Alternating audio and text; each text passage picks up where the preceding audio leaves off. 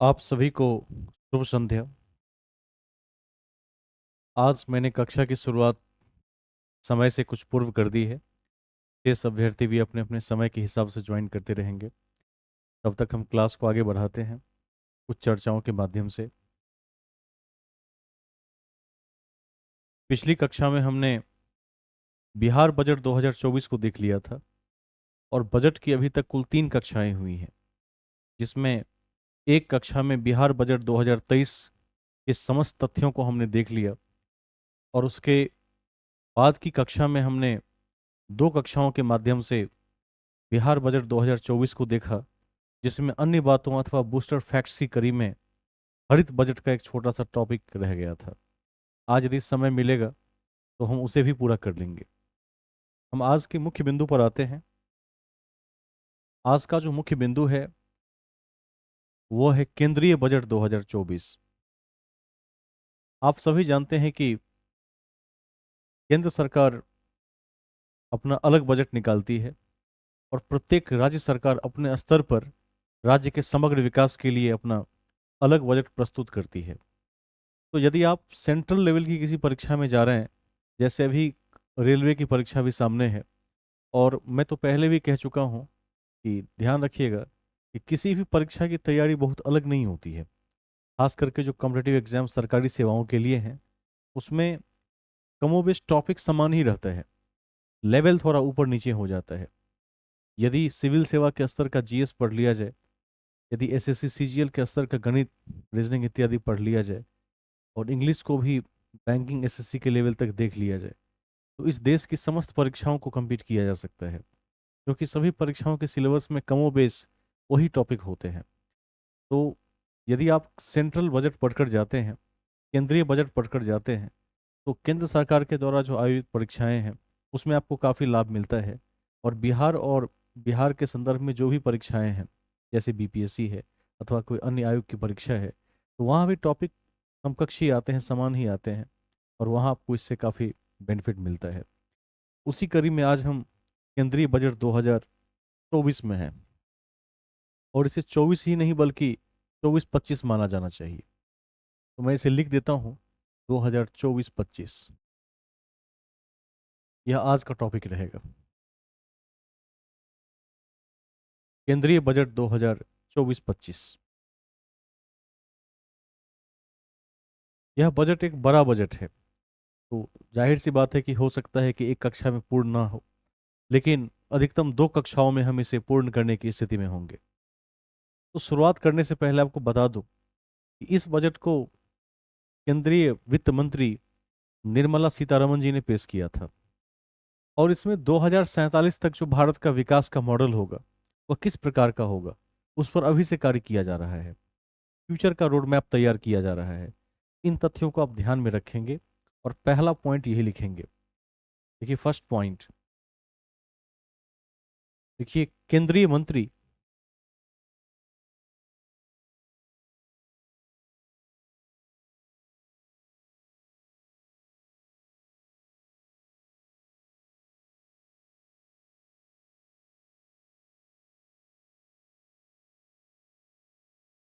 केंद्रीय मंत्री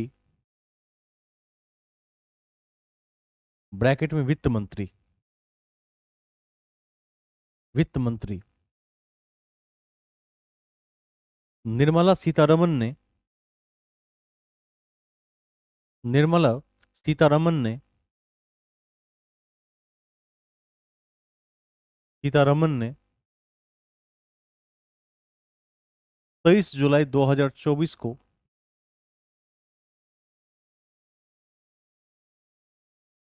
23 जुलाई 2024 को यह बजट पेश किया। यह बजट पेश किया। यह बजट पेश किया जिसका उद्देश्य जिसका उद्देश्य 2047 तक जिसका उद्देश्य 2047 तक भारत को एक विकसित देश बनाना है। 2047 तक भारत को एक विकसित देश बनाना है। यह था पहला पॉइंट। ठीक है, यह फर्स्ट पॉइंट था। अर्थात अब जो बजट आ रहे हैं केंद्र में, उसमें देश के फ्यूचर का रोड मैप भी तैयार किया जा रहा है कि भविष्य में हम देश को किस ओर ले जाना चाहते हैं। लेकिन ध्यान रखिएगा कि ये जो बजट है, इसका एंटरिम बजट 1 फरवरी 2024 को ही पेश हो गया था। तो नोट में लिख दीजिए दूसरा पॉइंट। नोट में लिखिए 1 फरवरी 2024 को, 1 फरवरी 2024 को 2024 को उन्होंने 1 फरवरी 2024 को उन्होंने अंतरिम बजट पेश कर दिया था। अंतरिम बजट पेश कर दिया था। ठीक है, तो यह थी बेसिक परिचय, बेसिक इंट्रोडक्शन। हमने दो बातों को देखा है। पहली बात तो हमने यह देखी कि 23 जुलाई 2024 को केंद्रीय वित्त मंत्री निर्मला सीतारमन ने इस बजट को पेश किया, जबकि एंटरिम बजट 1 फरवरी 2024 को आ चुका था। और इस बजट में सबसे जो मुख्य बात है वो है कि देश को 2047 तक हम कहाँ देखना चाहते हैं। यह तीन बिंदुएं आपके लिए महत्वपूर्ण होंगी। अब हम अन्य बिंदु में चलेंगे, नेक्स्ट पॉइंट में चलेंगे। लिखिए बजट 2024-25 की मुख्य बातें। बजट 2024-25 की मुख्य बातें। मुख्य बातें। ठीक है, दो कॉलम बनाइए।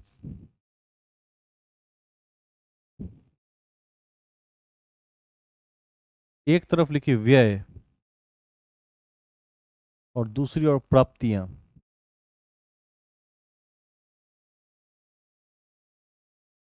एक तरफ व्यय और दूसरी ओर प्राप्तियां। प्राप्तियां।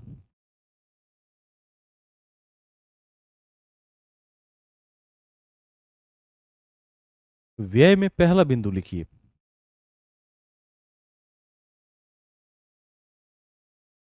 लिखिए अनुमानित कुल व्यय। अनुमानित कुल व्यय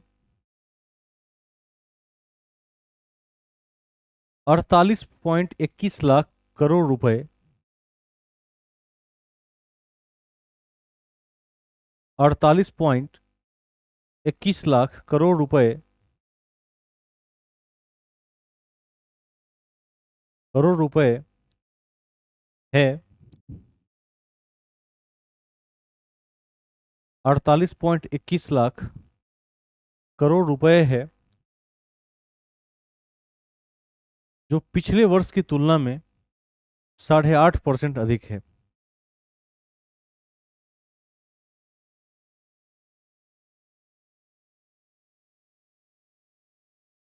ठीक है, 8.5% अधिक है।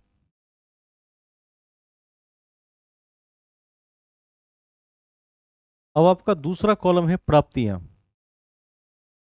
तो प्राप्ति वाले कॉलम में लिखिए। लिखिए अनुमानित प्राप्ति। अनुमानित प्राप्ति 32.07 लाख करोड़ रुपए। 32.07 लाख करोड़ रुपए है। ब्रैकेट में लिख दीजिए उधार को छोड़कर। उधार को छोड़कर।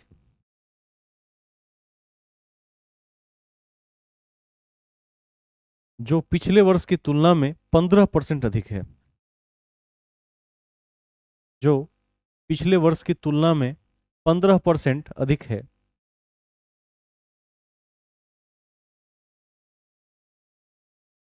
ठीक है, एक एक डाटा को याद रखिए, टफ है, डिफिकल्ट है, लेकिन यदि आप इन डेटास को याद रखते हैं और ऐसे प्रश्नों में यदि 2-4 अंक भी सही सही ला लेते हैं, 5 प्रश्नों में से 4 भी ला लेते हैं, तो compete करने की स्थिति में होंगे।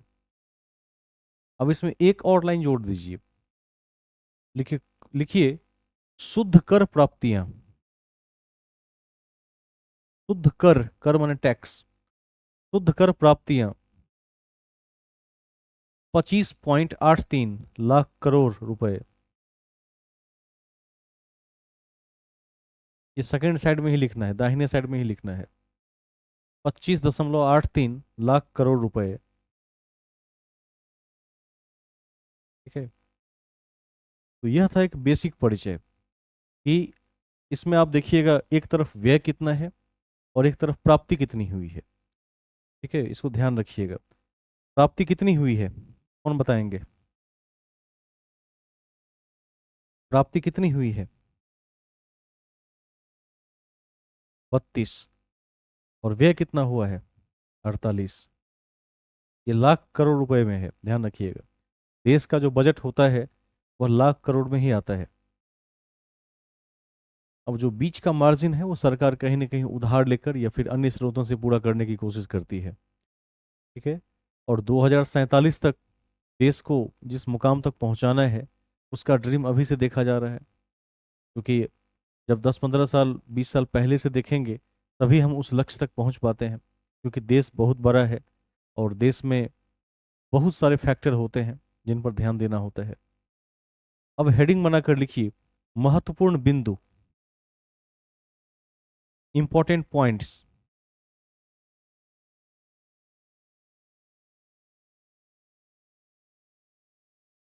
ठीक है, एक चीज ध्यान रखेंगे कि मोदी सरकार 3.0 यानी तीसरी बार जो सरकार बनी उसमें इस बजट को लॉन्च किया गया था, इसको भी याद रखना है।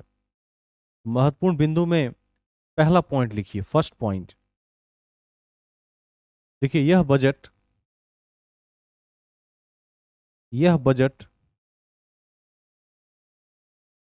जून में हुए, यह बजट जून में हुए, जून में हुए 18वें लोकसभा चुनाव, 18वें लोकसभा चुनाव, 18वें लोकसभा चुनाव में पुनः निर्वाचित, 18वें लोकसभा चुनाव में पुनः निर्वाचित, पुनः निर्वाचित मोदी सरकार 3.0, मोदी सरकार 3.0,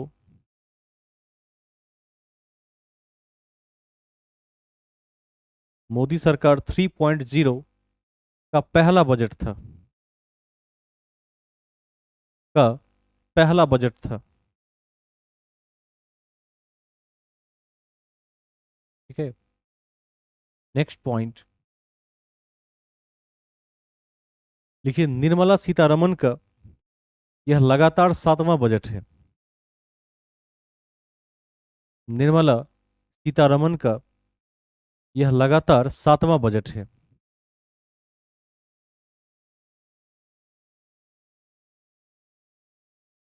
निर्मला सीतारमन का यह लगातार 7वां बजट है। ठीक है, तो महत्वपूर्ण बिंदु में यह 2 पॉइंट आपको याद रखना है कि मोदी सरकार जो तीसरी बार आई है उसमें इस बजट को पेश किया गया, और सीतारमन जी के द्वारा जितने बजट अब तक जारी किए गए उसमें 7वें नंबर का बजट है। यह आपके परीक्षा के दृष्टिकोण से महत्वपूर्ण है। अब एक आध प्रश्न जो मैं आप सभी से पूछ लेता हूं, जैसे कि मैंने अभी चर्चा की कि 2047 तक भारत को विकसित कैसे बनाना है, उसकी चर्चा इस बजट में है। आप में से कोई अभ्यर्थी यह बताएंगे इस बजट में किन किन 4 बिंदुओं पर सबसे अधिक ध्यान दिया गया है, किन 4 की बात कही गई है, कौन बताएंगे? सभी लोग वीडियो में रहे, अपना वीडियो बटन ऑन कर लें। छोटू कुमार जी बताइए कि 2024-25 का जो बजट अभी चल रहा है उसमें किन किन 4 बिंदुओं पर केंद्र सरकार का सबसे अधिक फोकस है। मैंने कहा था कि आप लोग अखबार पढ़ा कीजिए। कितने लोगों ने शुरुआत? अ,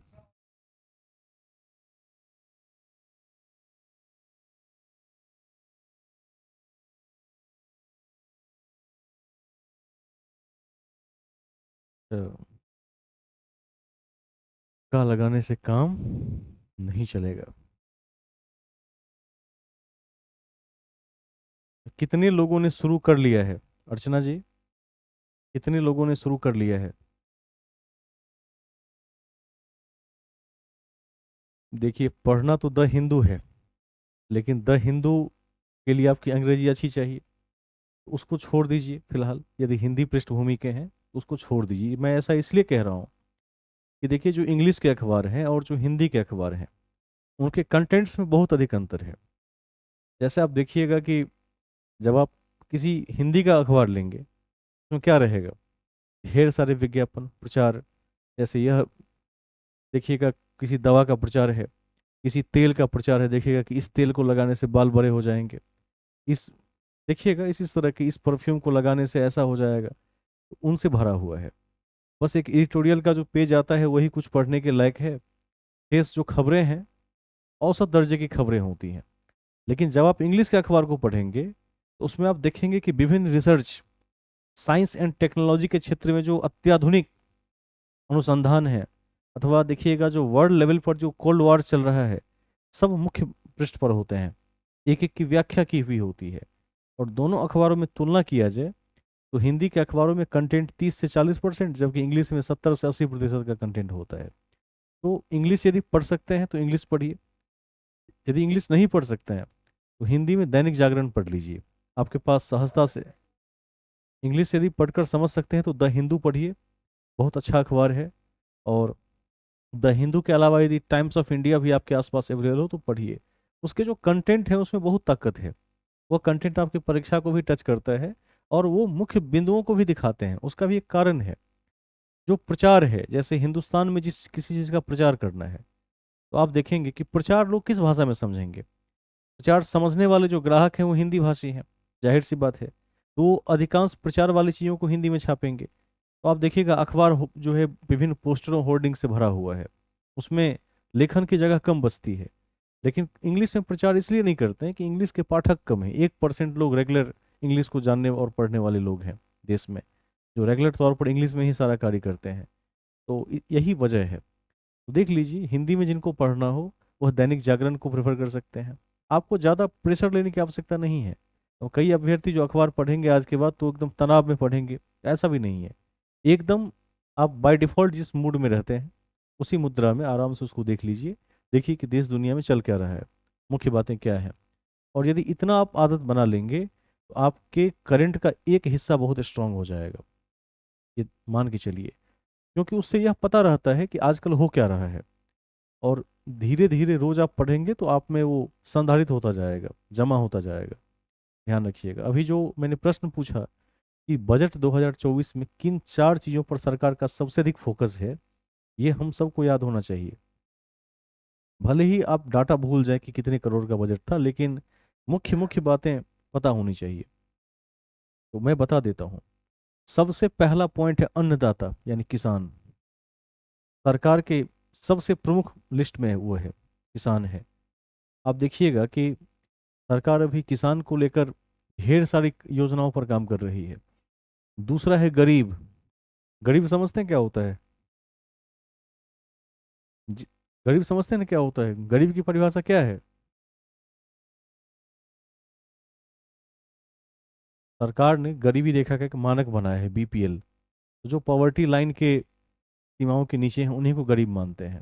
ठीक है। उसके बाद है युवा। युवा सरकार के प्रमुख लिस्ट में है।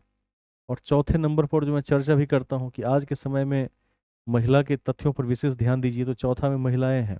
तो 4 हुए। अन्नदाता यानी किसान, उसके बाद गरीब, उसके बाद युवा, उसके पश्चात महिलाएं। तो इन चार पर सरकार का सबसे अधिक फोकस है और होना भी चाहिए, क्योंकि यदि इन चारों पर कार्य किया जाता है तो निश्चित तौर पर देश लगभग एक दशक में काफी विकसित हो सकता है। और इस प्रकार ये है भी, सारी योजनाएं हम आप तक पहुंचाएंगे।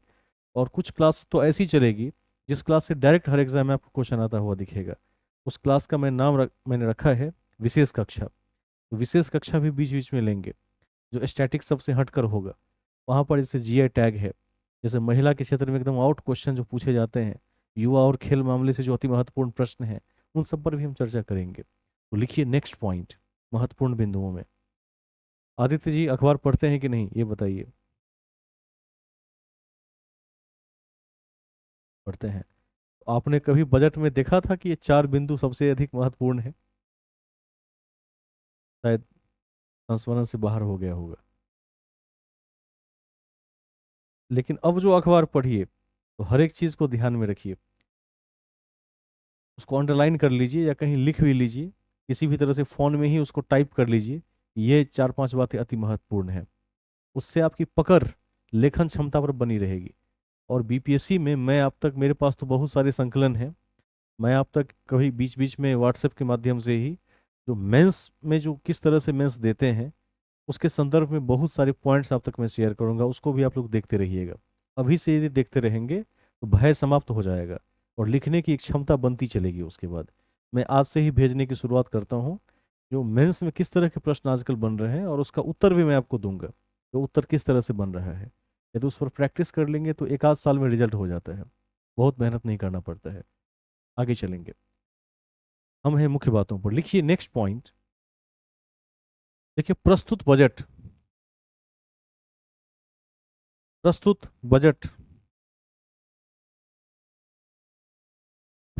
बजट। आप लोग 1 मिनट के लिए लाइन पर रहें।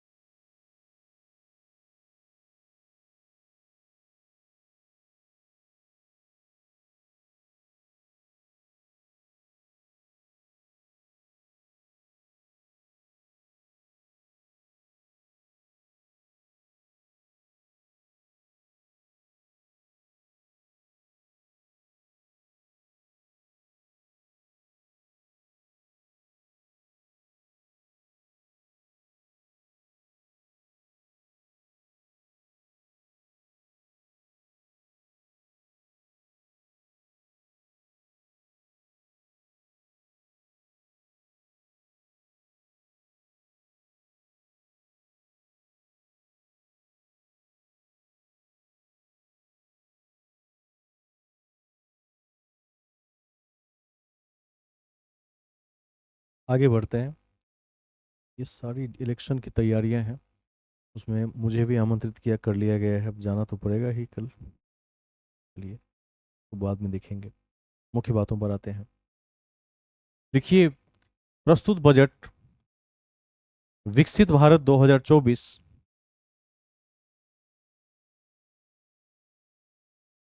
प्रस्तुत बजट विकसित भारत 2024 में में चार श्रेणियों पर चार श्रेणियों पर सरकार ने ध्यान केंद्रित किया है। चार श्रेणियों पर सरकार ने ध्यान केंद्रित किया है।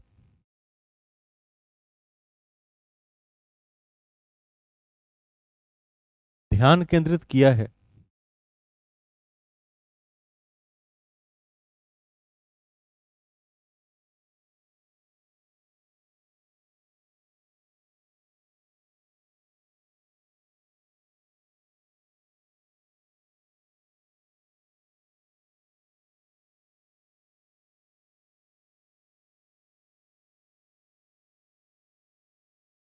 अन्नदाता, पहला है अन्नदाता यानी किसान। किसान, गरीब, युवा और महिला।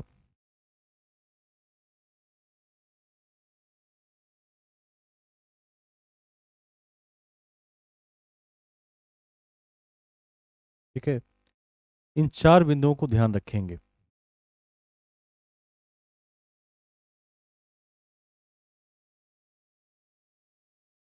अब इसके चार थीम भी हैं, तो लिखिए, इस बजट के चार मुख्य थीम निम्नलिखित हैं। इस बजट के चार मुख्य थीम निम्नलिखित हैं। निम्नलिखित हैं।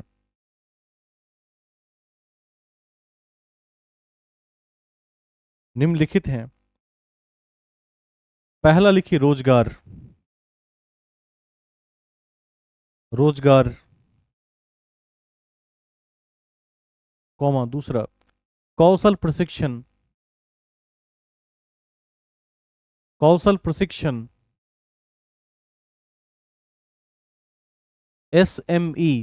एसएमई समझते हैं? इस बार बीपीएससी में एसएमई से जुड़ा हुआ एक क्वेश्चन भी पूछा गया था 17वीं में। स्मॉल एंड मीडियम इंटरप्राइज, लघु और मध्यम उद्योग। एसएमई तथा मध्यम वर्ग, यानी मिडिल क्लास। चार थीम थे इसके, मैं दोबारा से दोहरा देता हूं। रोजगार, कौशल प्रशिक्षण, एसएमई और मध्यम वर्ग। इसको परीक्षा के दृष्टिकोण से ध्यान रखेंगे।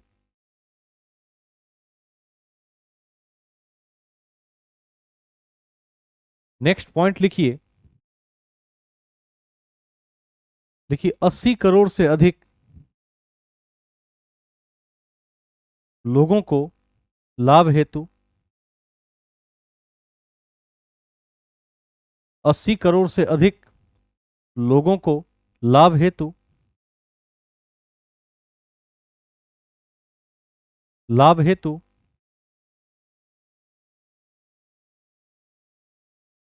प्रधानमंत्री गरीब कल्याण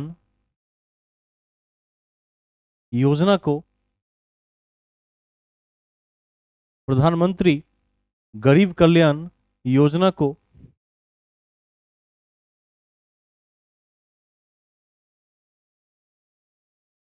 योजना को 5 वर्षों के लिए बढ़ा दिया गया है। 5 वर्षों के लिए बढ़ा दिया गया है।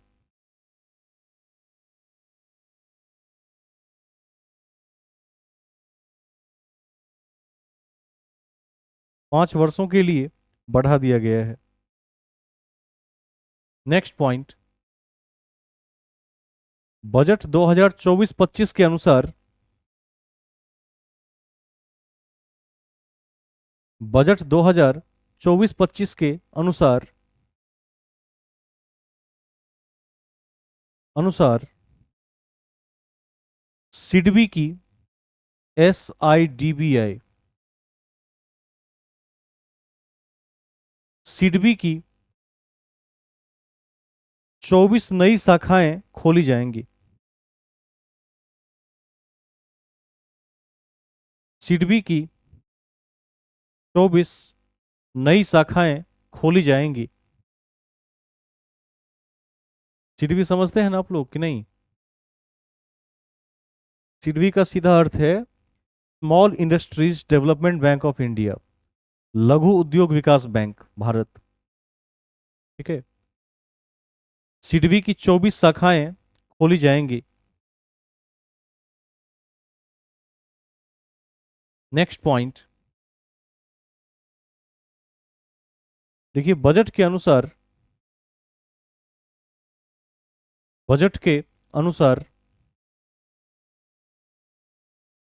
महंगाई दर बजट के अनुसार महंगाई दर 4% के लक्ष्य की ओर बढ़ रही है। 4% के लक्ष्य की ओर बढ़ रही है।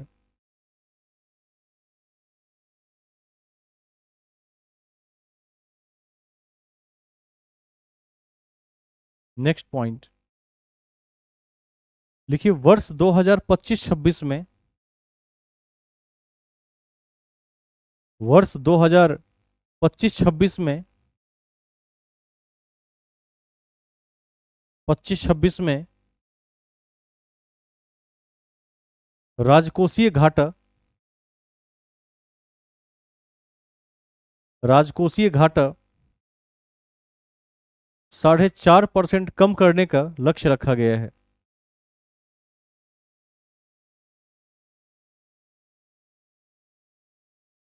राजकोषीय घाटा 4.5% कम करने का लक्ष्य रखा गया है।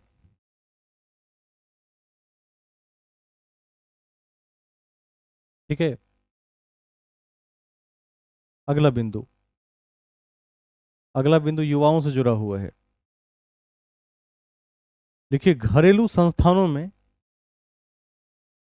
घरेलू संस्थान समझते हैं कि नहीं, जो देश के अंदर के कॉलेज हैं, घरेलू संस्थानों में उच्च शिक्षा के लिए, घरेलू संस्थानों में उच्च शिक्षा के लिए, उच्च शिक्षा के लिए 10 लाख रुपए तक का ऋण उपलब्ध करवाया जाएगा। 10 लाख रुपए तक का ऋण उपलब्ध करवाया जाएगा।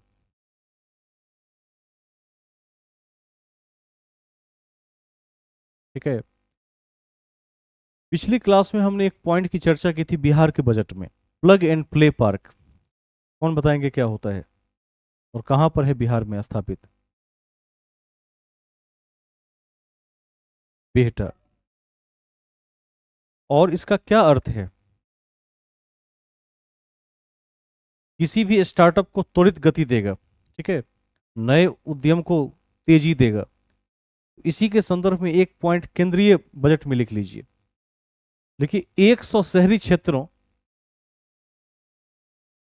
100 शहरी क्षेत्रों के पास, 100 शहरी क्षेत्रों के पास प्लग एंड प्ले, 100 शहरी क्षेत्रों के पास प्लग एंड प्ले औद्योगिक पार्क विकसित किया जाएगा। ठीक है, विकसित किया जाएगा।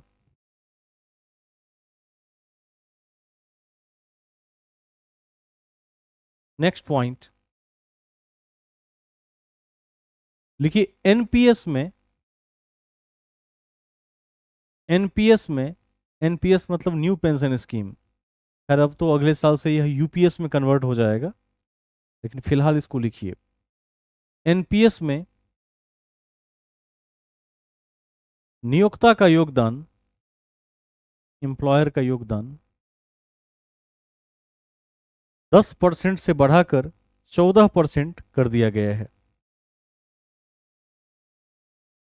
10% से बढ़ाकर 14% कर दिया गया है। 14% कर दिया गया है। ठीक है, एनपीएस समझते हैं कि नहीं? जो आजकल देखिएगा कि जो सरकारी कर्मचारी हैं अथवा कई प्राइवेट संस्थानों में भी अपने भविष्य को सुरक्षित और संरक्षित करने के लिए एक एनपीएस पेंशन स्कीम की योजना है, जिसमें जो कर्मचारी है, जो स्टाफ है, वह अपने वेतन का 10% उसमें जमा करता है। वह ऑटोमेटिक अकाउंट से कट होकर वहाँ ऐड हो जाता है। और जो एम्प्लॉयर है वो उसमें 14% की राशि देता है। जैसे यदि किसी की सैलरी 1 लाख रुपए हो तो देखिएगा कि उसमें उसकी सैलरी का 10% जितना बनेगा वह उसके अकाउंट से कट जाएगा, और जिस विभाग में वह कार्य करता है वह 14% देगी, और कुल मिलाकर 24% का हर मास उसके अकाउंट में हर महीने जमा होता जाएगा, और एक कॉर्पस बन जाएगा जो रिटायरमेंट के बाद 60% रिटायरमेंट के रूप में और 40% पर पेंशन देने का प्रावधान है। उस समय के शेयर मार्केट के हिसाब से जो उस पैसे की वैल्यू होगी उसके हिसाब से देने का प्रावधान है। इसी पर काफ़ी विद्रोह और विरोध हुआ, और हाल ही में सरकार ने विभिन्न एनएमओपीएस संगठनों के दबाव में आकर यूपीएस लॉन्च करने की घोषणा की है। फिर भी ओपीएस संगठन कह रहे हैं कि हमें पुराना वाला पेंशन चाहिए, ओपीएस ही चाहिए। इन सभी तथ्यों को ध्यान में रखिएगा। फिलहाल यह 10 और 14% है। यदि यूपीएस हो जाता है तो फिर मामला बदल जाएगा, वहाँ फिर नए कुछ आंकड़े आएंगे सामने कि किस तरह से योगदान होगा, या ग्रेचुइटी वगैरह पर भी चर्चा होगी। यह देखने लायक होगा। आगे चलेंगे नेक्स्ट पॉइंट में। देखिए, खरीफ फसलों के लिए खरीफ फसलों के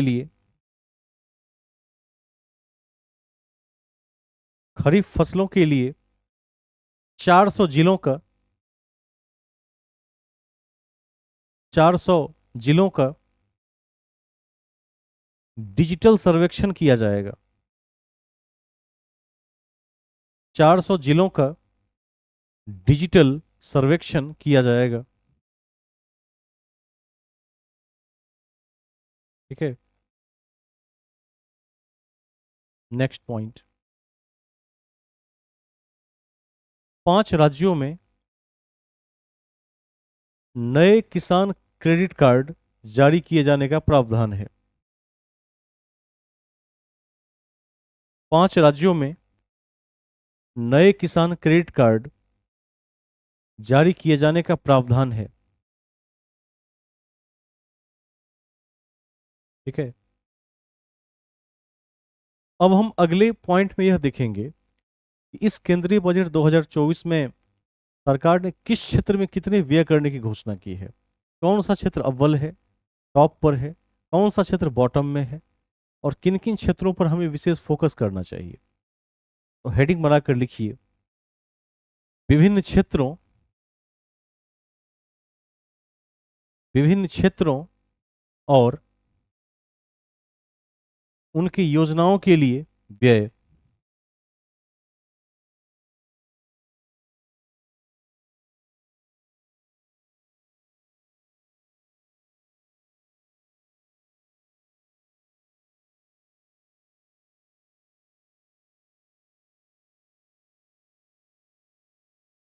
दो कॉलम बना लीजिए, एक तरफ क्षेत्र या योजना और दूसरी ओर व्यय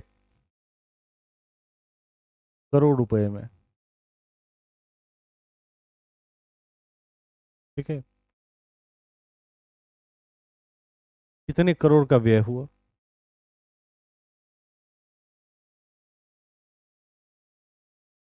इससे यह पता चलेगा कि वर्तमान सरकार का फोकस किन क्षेत्रों में सबसे ज्यादा है और देश के भविष्य को हम कहाँ देखना चाहते हैं। मैं आपको 5-7 क्षेत्रकों के नाम लिखा देता हूं इसमें। पहला लिखिए, फर्स्ट लिखिए, रक्षा। रक्षा।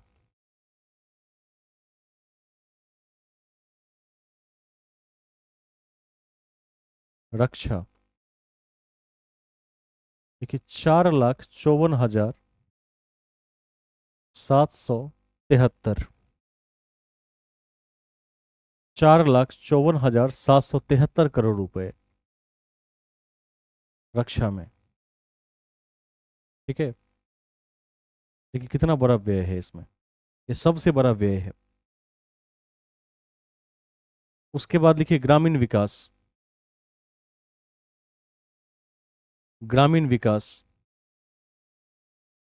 2,65,808।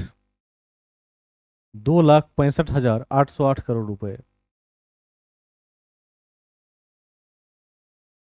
2,65,808 करोड़ रुपए। नेक्स्ट लिखिए, खेती।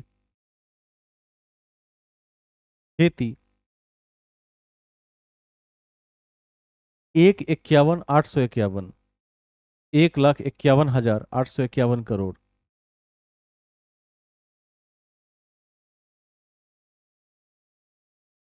घर। नेक्स्ट लिखिए, घर, होम। 1,50,983 करोड़। 1,50,983 करोड़।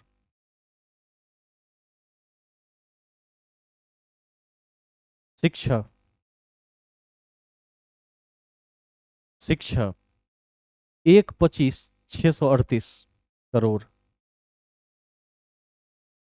1,25,638 करोड़। नेक्स्ट, सूचना और प्रौद्योगिकी। सूचना और प्रौद्योगिकी तथा दूरसंचार तथा दूरसंचार 1,16,342 करोड़। 1,16,342 करोड़। स्वास्थ्य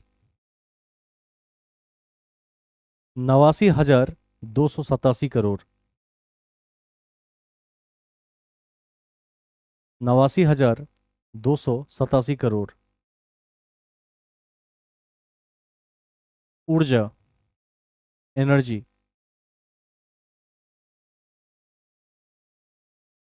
ऊर्जा 68,769 करोड़। 68,769 करोड़। ऊर्जा। नेक्स्ट लिखिए समाज कल्याण। समाज कल्याण 56,501 करोड़। 56,501 करोड़। और लास्ट लिखिए वाणिज्य और उद्योग। वाणिज्य और उद्योग 47,559 करोड़। 47,559 करोड़। ठीक है, तो ये आपके मुख्य आंकड़े हैं बजट 2024 के। यदि आपसे पूछा जाएगा कि सबसे अधिक व्यय किस पर हुआ तो क्या कहेंगे? किस क्षेत्र में हुआ? रक्षा मामले में हुआ।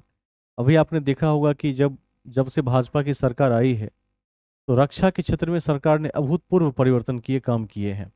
राफेल को भी मंगवाया है। हथियारों के क्षेत्र में भी काफ़ी आयात किए गए हैं।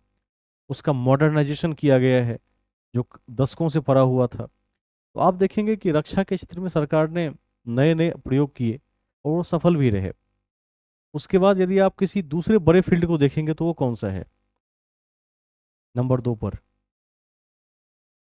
ग्रामीण विकास, जो सरकार के मुख्य धारा में है। आप देखिएगा कि बलवंत राय मेहता कमीशन के आने के बाद जब से पंचायती राज की शुरुआत हुई है तभी से कांग्रेस के समय से ही सरकार का इस पर काफ़ी जोर है। और आज देखिएगा कि बीजेपी की सरकार में भी नंबर 2 पर जो सबसे बड़ा बजट है वह ग्रामीण विकास मंत्रालय को ही समर्पित है। और सबसे कम किस पर है? सबसे कम वाणिज्य और उद्योग पर। इसको भी याद रखिएगा। ऊपर से 2 याद रख लीजिए, नीचे से 1-2 याद रख लीजिए। आपकी परीक्षा के दृष्टिकोण से महत्वपूर्ण होंगे। वैसे है तो सब महत्वपूर्ण, लेकिन टॉप और बॉटम के तथ्य अधिक पूछे जाते हैं। आगे चलते हैं हम नेक्स्ट पॉइंट को देखेंगे। ठीक है, एक नोट लिख लीजिए कहीं। नोट में लिखिए सरकार ग्रामीण विकास के क्षेत्रों में अधिक खर्च कर रही है। फोकस वाला एरिया है। सरकार ग्रामीण विकास के क्षेत्र में अधिक खर्च कर रही है।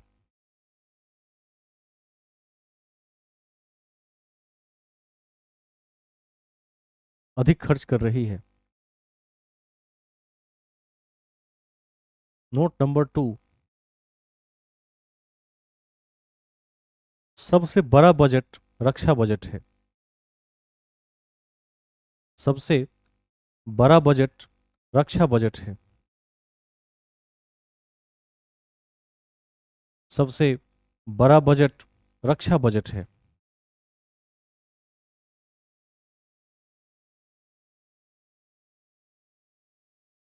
पूछिए। हाँ, अभिनय लिख लीजिए। पहले इस पॉइंट को पूरा करके परिवहन भी लिख लीजिए, लेकिन परिवहन पूछेगा नहीं इस बार।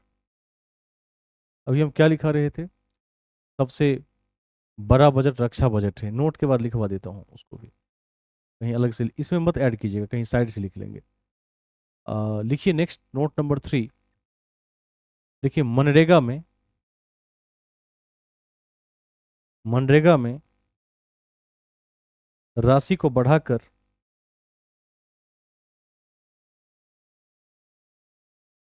मनरेगा में राशि को बढ़ाकर 86,000 करोड़ रुपया कर दिया गया है।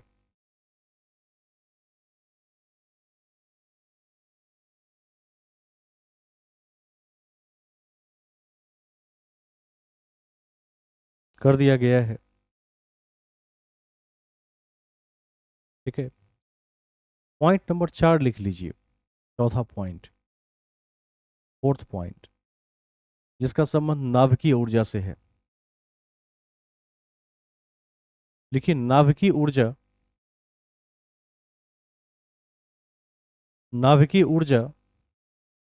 योजना के लिए नाभिकीय ऊर्जा योजना के लिए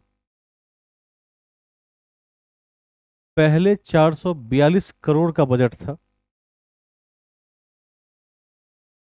पहले 442 करोड़ का बजट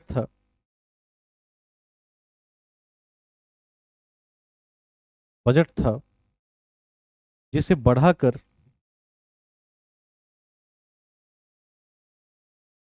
जिसे बढ़ाकर 2,228 करोड़ कर दिया गया है।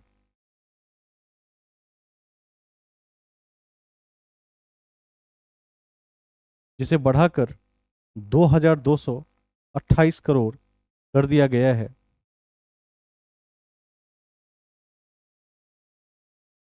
ठीक है। परिवहन के विषय में लिखना हो तो वो भी लिख लीजिए कहीं साइड में। लिखिए 2024 के बजट में 2024 के बजट में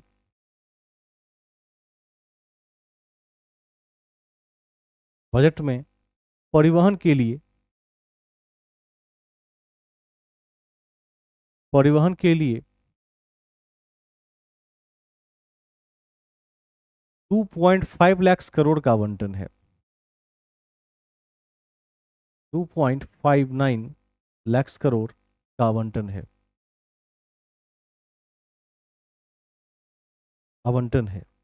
ठीक है।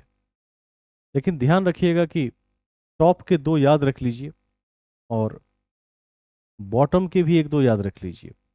नाभिकीय को नहीं भूलिए, ग्रामीण विकास पर फोकस रखिए और मनरेगा को हर हाल में याद रखना है।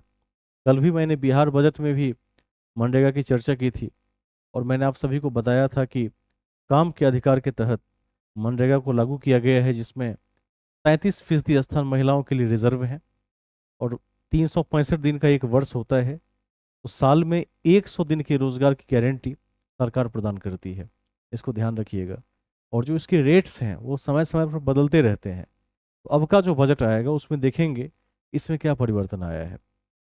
आगे चलेंगे हम। ठीक है। नेक्स्ट पॉइंट की ओर। अब जो आज के बजट में मुख्य बात हम देखने वाले हैं, यह देखने वाले हैं 9 प्राथमिकताओं की।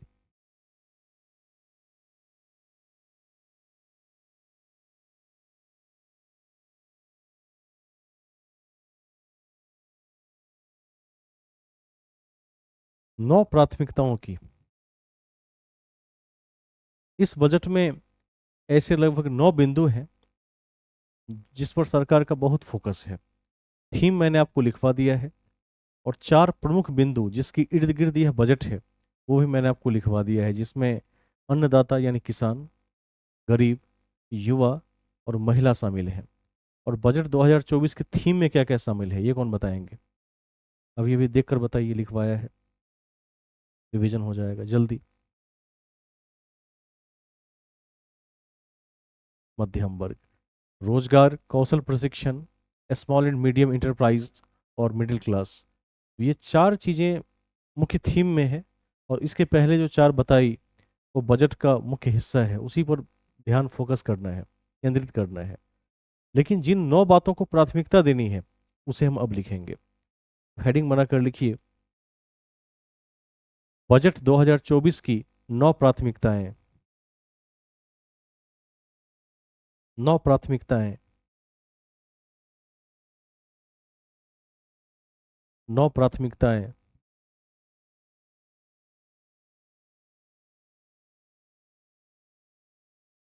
पहला लिखिए, फर्स्ट। देखिए, कृषि में उत्पादकता और लचीलापन। कृषि में उत्पादकता और लचीलापन। उत्पादकता और लचीलापन। ठीक है।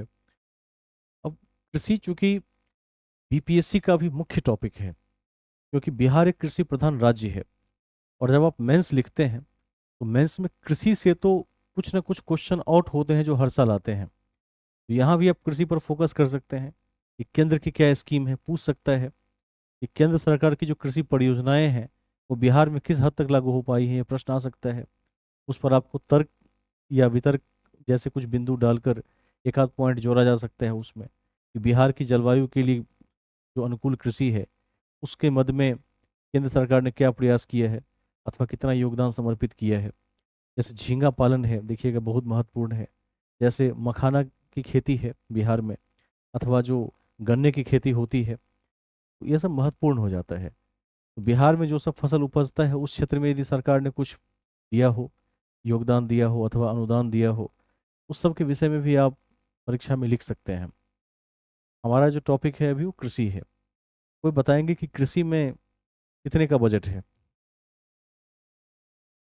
कृषि के क्षेत्र में?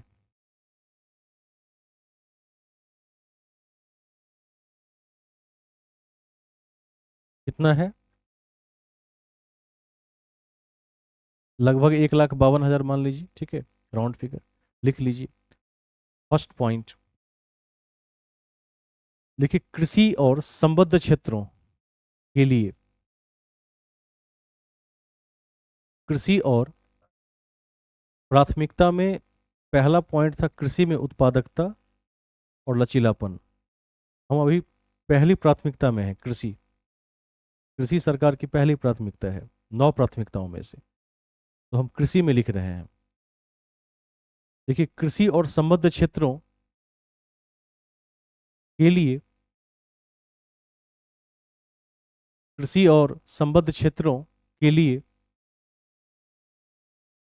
1,52 लाख करोड़ का बजट आवंटित है। कृषि और संबद्ध क्षेत्रों के लिए 1.52 लाख करोड़ का बजट आवंटित है। आवंटित है, ठीक है। यह तो बेसिक बात है। अब इसकी जो योजनाएं हैं कि सरकार का फोकस किन किन क्षेत्रों पर है, नाबार्ड का क्या रोल है। नाबार्ड पता ही होगा कि कृषि क्षेत्र की सबसे बड़ी बैंक है। तो नेक्स्ट पॉइंट में लिखिए, देखिए नाबार्ड के माध्यम से, नाबार्ड का फुल फॉर्म किनको पता है? National bank of agriculture and rural development, ठीक है। लिख लीजिए, नाबार्ड के माध्यम से झींगा पालन, झींगा पालन, कौमा प्रसंस्करण, प्रसंस्करण और झींगा पालन, कौमा प्रसंस्करण,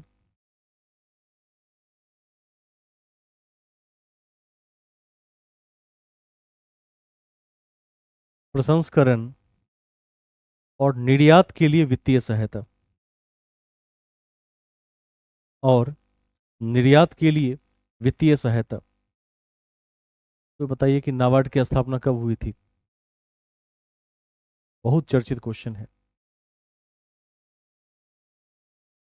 कौन बताएंगे? जो टेस्ट सीरीज बनाते होंगे उनमें हर 5 में से एक टेस्ट सीरीज में क्वेश्चन होता है कि नाबार्ड की स्थापना कब हुई थी। कॉपी के शीर्ष पर लिख लीजिए ऊपर। देखिए, नाबार्ड की स्थापना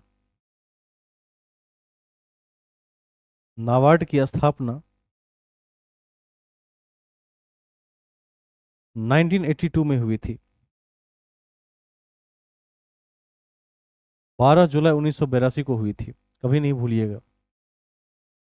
बहुत चर्चित क्वेश्चन है और आउट क्वेश्चन है कि नाबार्ड की स्थापना कब हुई थी। आप यदि 5 टेस्ट सीरीज देंगे किसी भी परीक्षा का तो जीएस में एक ही क्वेश्चन मिल जाता है। आगे चलेंगे। देखिए, नाबार्ड ने 3 क्षेत्रों में प्रयास किया है। इसमें नाबार्ड के माध्यम से किया जाएगा। इसमें झींगा पालन, प्रसंस्करण और निर्यात शामिल हैं। इसको ध्यान रखेंगे। नेक्स्ट पॉइंट, प्रसंस्करण होता है, हाइब्रिडाइजेशन कहते हैं जिसको। ठीक है, समझ पा रहे हैं कि नहीं? हाइब्रिडाइजेशन नहीं समझ पाए? उन्नत नस्लों का विकास। तो थोड़ा मैं डिफाइन कर देता हूँ, कोई कुछ कहना चाहते हैं? हाँ, उसी को कहा जाता है। जैसे मैं बताता हूँ, जैसे गेहूं है। आप देखिएगा कि हरित क्रांति के बाद एमएस स्वामीनाथन ने भारत में कल्याण सोना और सोनालिका प्रजाति का संस्करण किया। ध्यान से सुनिएगा, शब्दों को देखिएगा। तो संस्करण का क्या मतलब होता है कि जिस खेत में एक कट्ठे में 20 किलो की पैदावार हो रही थी वहां 40 से 50 किलो की पैदावार होगी। ठीक है। और यह प्रसंस्करण केवल कृषि के क्षेत्र में भी नहीं होता है। कृषि के क्षेत्र में जिसको आप कहते हैं ना कि हाइब्रिड, उन्नत बीज, उन्नत नस्ल की बीज, जिससे उत्पादन बहुत ज़्यादा होगा। और जब इसको हम मवेशी के क्षेत्र में लागू करेंगे तो साहिवाल, साहिवाल किसकी प्रजाति है? गाय की। बहुत अधिक दूध देने के लिए प्रसिद्ध है। जो सामान्य देसी गाय हैं उससे अधिक उन्नत नस्ल की वो गाय है। उस तरह से जमुनापारी एक बकरी की प्रजाति है। देखिएगा, तो इस तरह से प्रसंस्करण का यही अर्थ है कि उन्नत, क्योंकि देश में आबादी है बहुत अधिक। अपनी आवश्यकता की पूर्ति करते हुए हमें सप्लाई भी करना है, निर्यात भी करना है। उसके लिए जो ट्रेडिशनल खेती हो रही है उससे काम नहीं चलेगा। कहीं ना कहीं उसमें उन्नतीकरण लाना आवश्यक है। और उसके लिए अच्छे संस्करण चाहिए, इसको प्रसंस्करण कहते हैं। आगे चलेंगे। तो हम नाबार्ड के बारे में लिख चुके हैं। नेक्स्ट पॉइंट लिखिए। देखिए, 10,000 जैव अनुसंधान केंद्रों की शीघ्र स्थापना होगी। 10,000 जैव अनुसंधान केंद्रों की शीघ्र स्थापना होगी।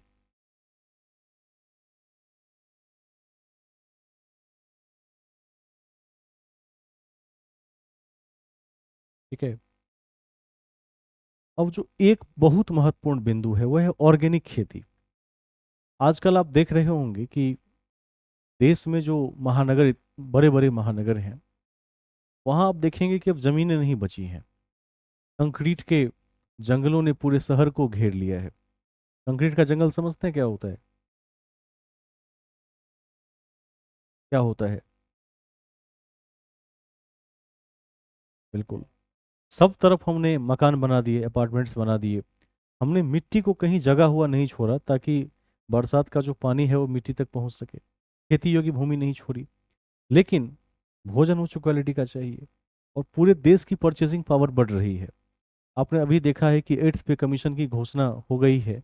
और 2026 या 27 जब भी यह प्रभाव में आ जाएगा, उसके बाद कम से कम देश में 5 करोड़ लोगों की तो परचेसिंग पावर जरूर बढ़ जाएगी।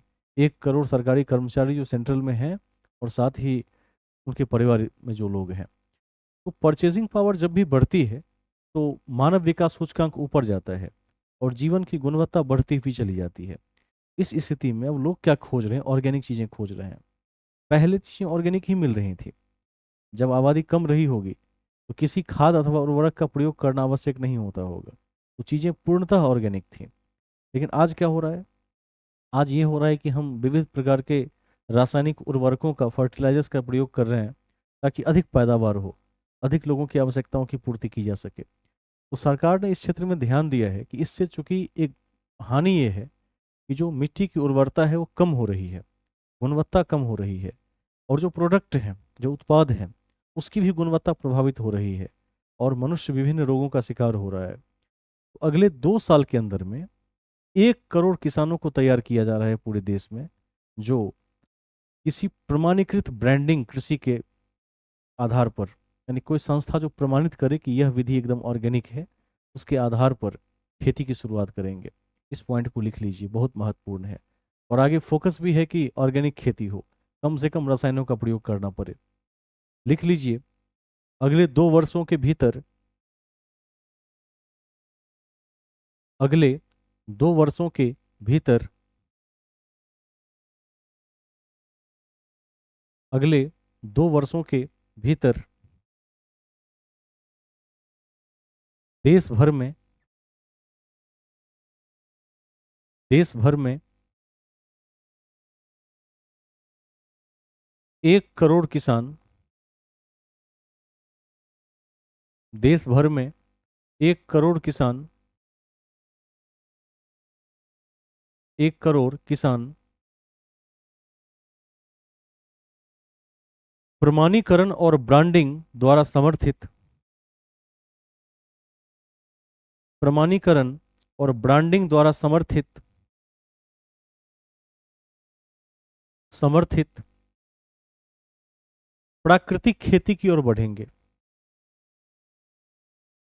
प्राकृतिक खेती की ओर बढ़ेंगे, बढ़ेंगे। ठीक है। अब सरकार इसके लिए क्या प्रयास कर रही है? 2 प्रयास कर रही है।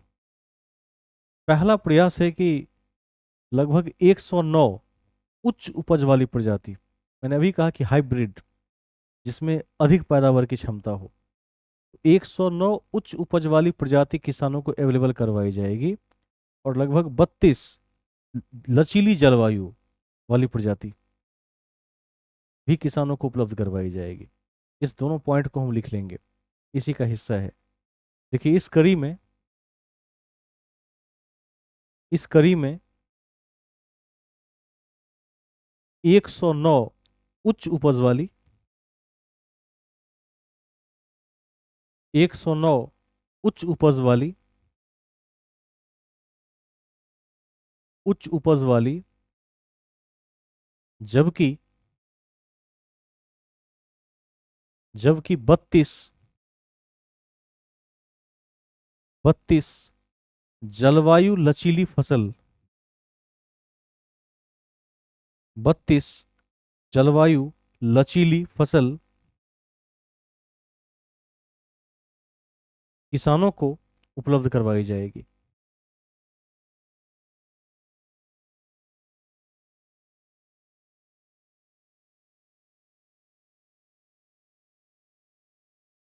ओके, ये तो था पहली प्राथमिकता, जो कृषि है। अब हम दूसरी प्राथमिकता की बात करेंगे। तो नंबर 2 में लिखिए, रोजगार एवं कौशल, रोजगार एवं कौशल,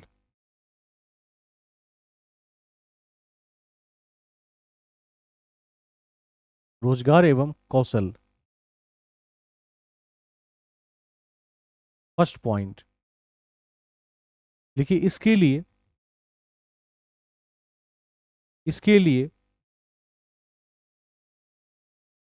3.48 लाख करोड़, इसके लिए 3.48 लाख करोड़ का बजट आवंटित है। 3.48 लाख करोड़ का बजट आवंटित है, आवंटित है।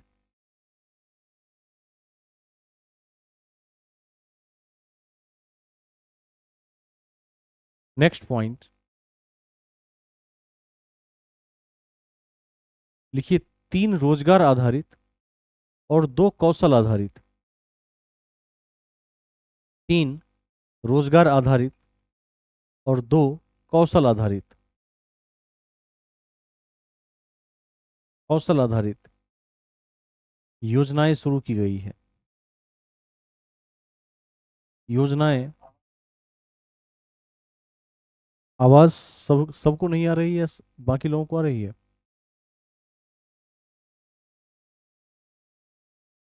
यानी एक तरफ नेटवर्क इशू हो गया होगा। एक बार दोबारा बताएं कि आप कहाँ लिख रहे थे।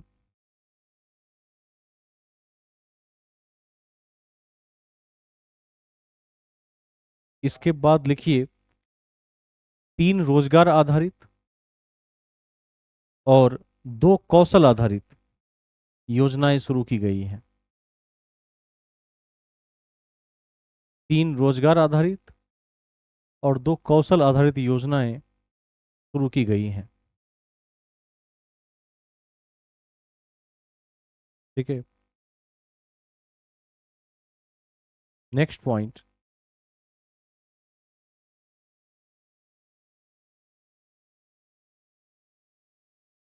देखिए, नौकरी करने वाले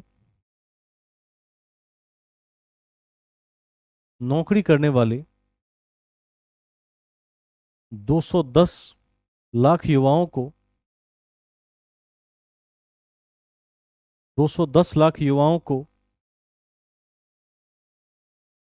15,000 रुपए की मदद का प्रावधान है।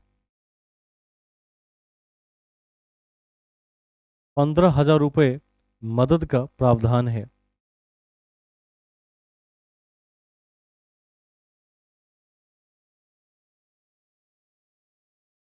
नेक्स्ट पॉइंट,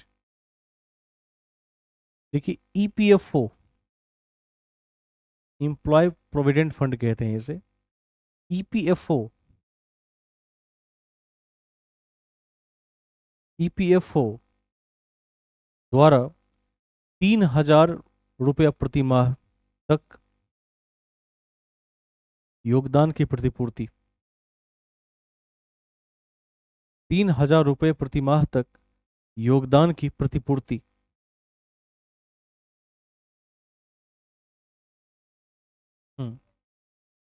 3,000 रुपये प्रति माह तक योगदान की प्रतिपूर्ति। ये सब उन युवाओं के लिए है जिनकी पहली नौकरी हुई है, सरकारी क्षेत्र को छोड़कर। वो अप्लाई करके इसका लाभ ले सकते हैं। इसमें कई कंडीशन भी हैं, टर्म एंड कंडीशन भी हैं, सैलरी की सीमा भी है। जिनको छोटी छोटी नौकरियां मिली हैं और अस्थायी हैं तो वो इसका लाभ ले सकते हैं। ईपीएफओ में खुद को रजिस्टर कराकर इसका क्लेम कर सकते हैं। सरकार ने ऐसे प्रावधान किए हैं 24 के बजट में। नेक्स्ट पॉइंट, देखिए, 1,000 औद्योगिक प्रशिक्षण संस्थान खोलकर 1,000 औद्योगिक प्रशिक्षण संस्थान खोलकर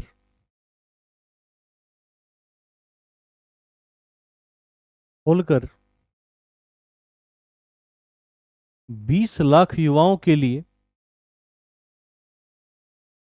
20 लाख युवाओं के लिए 20 लाख युवाओं के लिए कौशल विकास की पहल की जाएगी। कौशल विकास की पहल की जाएगी की जाएगी। नेक्स्ट पॉइंट,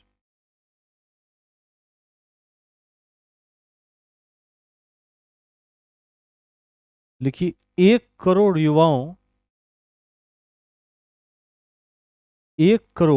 को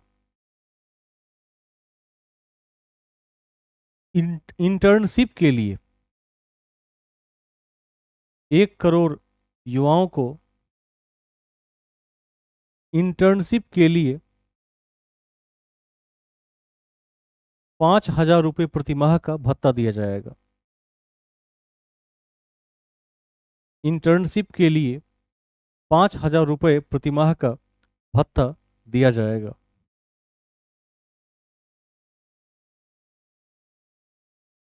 और एक पॉइंट मैंने आज लिखवा दिया है पहले ही। आपने अभी कुछ देर पहले लिखा था कि घरेलू संस्थान जो उच्च संस्थान है उसमें एडमिशन के लिए 10 लाख तक के लोन का प्रावधान है। ये आप अभी लिख चुके हैं, दोबारा लिख लीजिए यहां पर। देखिए, घरेलू उच्च संस्थानों में नामांकन हेतु, घरेलू उच्च संस्थानों में नामांकन हेतु, नामांकन हेतु हेतु 10 लाख रुपए के लोन का प्रावधान छात्रों हेतु किया गया है। 10 लाख रुपए के लोन का प्रावधान छात्रों हेतु किया गया है। ठीक है, किया गया है।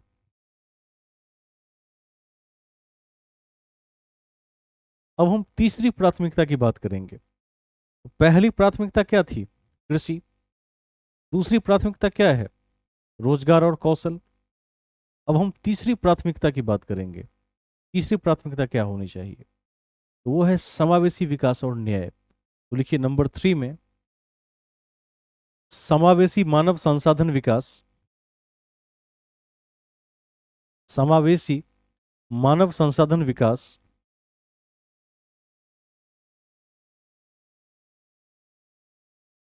समावेशी मानव संसाधन विकास, मानव संसाधन विकास और सामाजिक न्याय।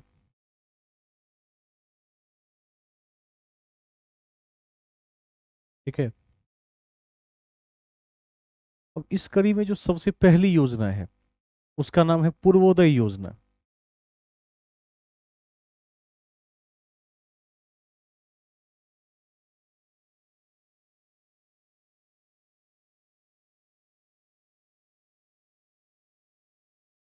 कोई बताएंगे कि इसका क्या अर्थ है?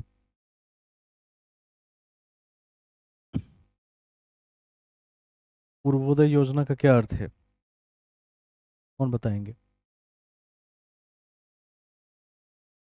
सोच कर बताइए। नाम ही है पूर्व का उदय। पूर्व में क्या सब आता है? पूर्वी राज्यों का उदय।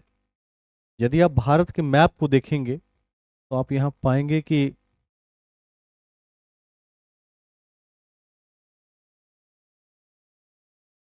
मैं आपको दिखा देता हूँ।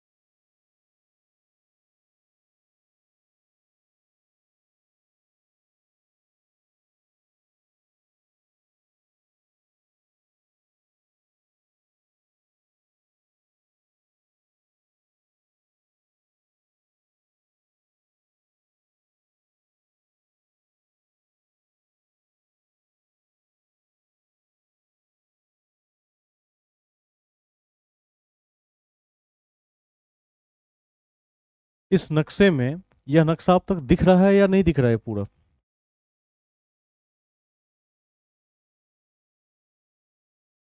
कोई एक अभ्यर्थी बता दें। दिख रहा है? ठीक है। अब देखिए, मैंने इसको थोड़ा सा जूम कर दिया है, इसको थोड़ा इधर कर देते हैं। एक और रुक जाइए।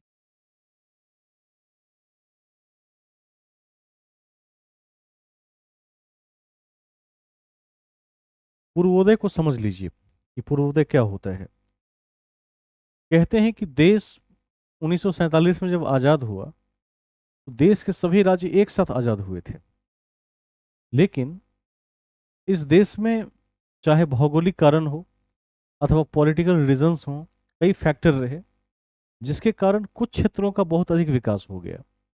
लेकिन कुछ क्षेत्र इस विकास की कड़ी में बहुत पीछे रह गए, जिसमें पूर्व का जो हिस्सा है, जिसमें आप देखिएगा कि बिहार आ जाता है, ठीक है, उसके बाद उत्तर प्रदेश का आधा हिस्सा आ जाता है इसमें, पूरा बिहार आ जाता है इसमें, लखनऊ के बाद का जो भी हिस्सा है यूपी का इसी में चला जाएगा। और उसके बाद ये जो प्रांत है, जो पूर्वांचल के नाम से हम जानते हैं, यह प्रांत बहुत पिछड़ गया। इस प्रांत को पीछे रहने में कई कारण जिम्मेदार रहे, जिसमें जो राजनीतिक कारण है वह सबसे अधिक जिम्मेदार रहा। अन्यथा इस प्रांत के पास न खनिज की कमी है, न मैदानी क्षेत्रों की कमी है, न नदियों की कमी है, न प्राकृतिक संपदाओं की कमी है, उसके बाद भी पीछे हो गया। तो सरकार ने इन क्षेत्रों पर विशेष रूप से ध्यान दिया है। और अभी आप देखिएगा, आज ही मैं कहीं न्यूज़ पढ़ रहा था कि गोपालगंज को पूर्वांचल एक्सप्रेसवे से जोड़ा जाएगा और बिहार से दिल्ली पहुंचने का रास्ता बड़ा ही आसान हो जाएगा उसके बाद। क्योंकि दिल्ली से जब हम सड़क मार्ग से निकलते हैं तो यमुना एक्सप्रेसवे के बाद हम कहीं न कहीं पूर्वांचल एक्सप्रेसवे को पकड़ते हैं, लेकिन बाद में हमें दूसरा राह पकड़ना पड़ता है उत्तर प्रदेश आधा से अधिक पार करने के बाद। उसके बाद की जो सड़कें हैं वो उतनी अच्छी नहीं हैं अभी भी। तो यदि इससे जोड़ दिया जाएगा गोपालगंज टू दिल्ली, तो निश्चित रूप से क्या होगा, समय की बचत होगी। तो सरकार की अगली योजना वही है कि पूर्वांचल एक्सप्रेसवे से गोपालगंज को जोड़ दें। और इस बजट में जो अभी हमने लिखा समावेशी मानव संसाधन का विकास और सामाजिक न्याय, इस कड़ी में बिहार को डेवलप करने की बात हो रही है। और गया में औद्योगिक क्षेत्र की स्थापना की बात की जा रही है, इसको भी ध्यान रखिएगा। तो पूर्वोदय जब भी पूछा जाएगा तो उत्तर प्रदेश के आधे के बाद का हिस्सा, जो लखनऊ के बाद का हिस्सा है, आप देख सकते हैं कि यहाँ ये दिख रहा हो इसमें, तो ये लखनऊ है और इसके बाद का जो हिस्सा है शुरू होता है इधर, बिहार का भी हिस्सा हो जाता है, झारखंड भी कुछ आ जाएगा, बंगाल बंगाल भी आ जाएगा, और उस तरफ के सभी राज्य आ जाएंगे जो विकास के दृष्टिकोण में काफ़ी पीछे चले गए। और आज वहाँ पलायनवाद की बड़ी समस्या है, माइग्रेशन की बड़ी समस्या है। लोग वहाँ से रोजगार की तलाश में देश के अन्य प्रांतों में जाकर रोजगार कर रहे हैं, जबकि आपने कभी नहीं देखा होगा कि एक हरियाणा का व्यक्ति बिहार जाकर रोजगार की खोज में बिहार गया हो। ऐसा आपने कभी नहीं देखा होगा। तो कुछ लोग हर जगह से हर जगह पलायन कर जाते हैं, लेकिन जो एक बड़ी मात्रा है वो पूर्वांचल के क्षेत्रों से पश्चिम या दक्षिण की तरफ पलायन कर रही है। यह ध्यान देने योग्य बात है। तो इस पॉइंट को लिख लीजिए। लिखिए, गया ब्रैकेट में बिहार, गया बिहार में औद्योगिक नोड्स के विकास के लिए सहायता की जाएगी। औद्योगिक नोड्स के विकास के लिए सहायता की जाएगी। सहायता की जाएगी। इस कड़ी में पूर्वोदय योजना अति महत्वपूर्ण है। इस कड़ी में पूर्वोदय योजना अति महत्वपूर्ण है। पूर्वोदय योजना अति महत्वपूर्ण है। ठीक है। Next point. नेक्स्ट पॉइंट देखिए, महिलाओं और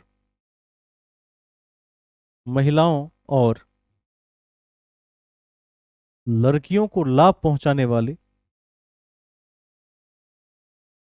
महिलाओं और लड़कियों को लाभ पहुंचाने वाले, लाभ पहुंचाने वाले योजनाओं के लिए, महिलाओं और लड़कियों को लाभ पहुंचाने वाले योजनाओं के लिए 3 लाख करोड़ रुपए का आवंटन किया गया है।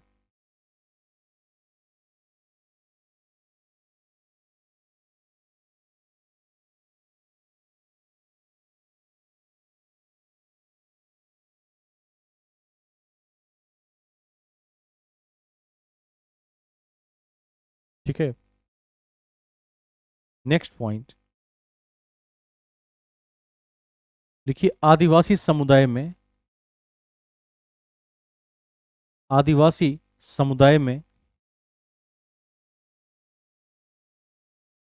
आदिवासी समुदाय में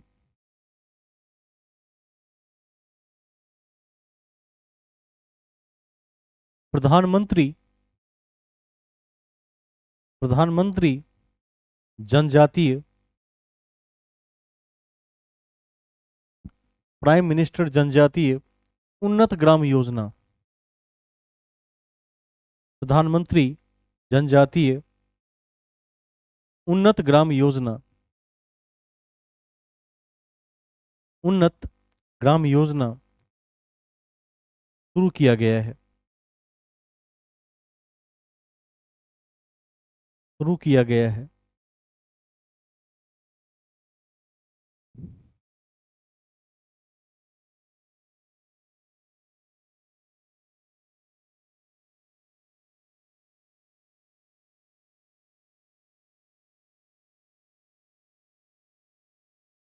अभी हाल ही में यदि आपने गौर किया होगा तो आपने पोस्ट पेमेंट बैंक की काफी चर्चा सुनी होगी। भारतीय डाक द्वारा भी इंडिया पोस्ट पेमेंट बैंक की पहल शुरू की गई है। और पूर्वोत्तर के जो राज्य हैं, पूर्वोत्तर समझ पा रहे होंगे, हम बिहार के तरफ के राज्यों की बात कर रहे हैं और बिहार के आसपास के जो राज्य हैं उनकी हम बात कर रहे हैं। तो ऐसे राज्यों के विकास के लिए 100 से अधिक पोस्ट पेमेंट बैंक की स्थापना की जा रही है। इसको ध्यान रखिएगा। लिखिए, पूर्वोत्तर राज्यों में पूर्वोत्तर राज्यों में 100 से अधिक 100 से अधिक 100 से अधिक पोस्ट पेमेंट बैंक की शाखाएं स्थापित की जाएंगी। 100 से अधिक पोस्ट पेमेंट बैंक की शाखाएं स्थापित की जाएंगी।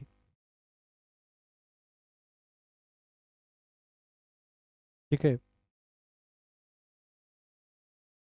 3 प्राथमिकताएं हम देख चुके हैं। देखिए, चौथा नंबर देखिए, विनिर्माण एवं सेवाएं।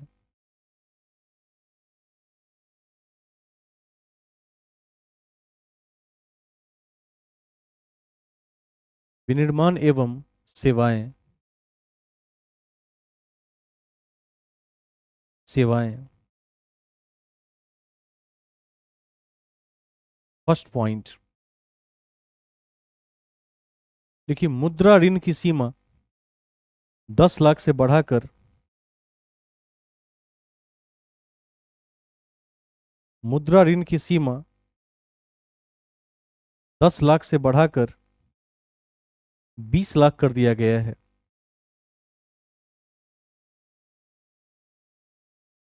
ठीक है। तो कोई बताइए कि मुद्रा लोन क्या होता है। आप देखिएगा, पीएम मुद्रा लोन के नाम से ये काफी चर्चा में है। ये क्या होता है,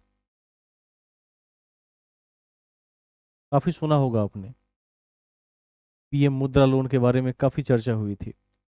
देखिए, मैं बता दूं कि जो सूक्ष्म या लघु अथवा मध्यम उद्योग होते हैं, जैसे एसएमई की हमने चर्चा की, स्मॉल एंड मीडियम इंटरप्राइज। तो जो एसएमई की शुरुआत करना चाहते हैं अथवा कर चुके हैं और वो लोन लेना चाहते हैं, तो यदि वो रनिंग में उनका बिजनेस है तो बिना किसी गारंटी के, बिना किसी बहुत ज़्यादा झंझट के, सरकार उनको 10 लाख तक का लोन देने को तैयार थी पहले, जिसकी सीमा बढ़ाकर 20 लाख कर दी गई है। बस उनके पास जीएसटी होना चाहिए और बिजनेस होना चाहिए। तो सरकार उनको 20 लाख तक का लोन देने में बहुत सारे कागजातों की जांच नहीं करेगी, विदाउट गारंटी के लोन दे देगी। इस बात को ध्यान रखेंगे। और स्टार्टअप के दिशा में यह अति महत्वपूर्ण कदम साबित होता है। Next point. तो मुद्रा लोन कभी कोई पूछे तो बता देंगे आप। उद्यम के क्षेत्र में लघु और मध्यम उद्यम के लिए दिया जाने वाला लोन है। नेक्स्ट लिखिए, लिखिए एनआईसीडीसी कार्यक्रम के तहत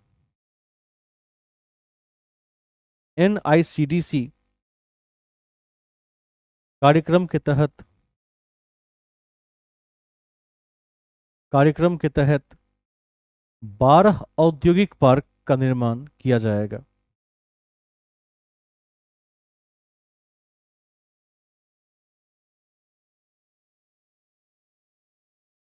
ठीक है, का निर्माण किया जाएगा। इसका अर्थ होता है कि नेशनल इंडस्ट्रियल कॉरिडोर डेवलपमेंट, ध्यान रखिएगा, एनआईसीडीसी का, national industrial corridor development corporation. इसका संबंध उद्योग से है। यदि लिखना हो तो कहीं लिख लीजिएगा साइड में, national industrial development corridor corporation.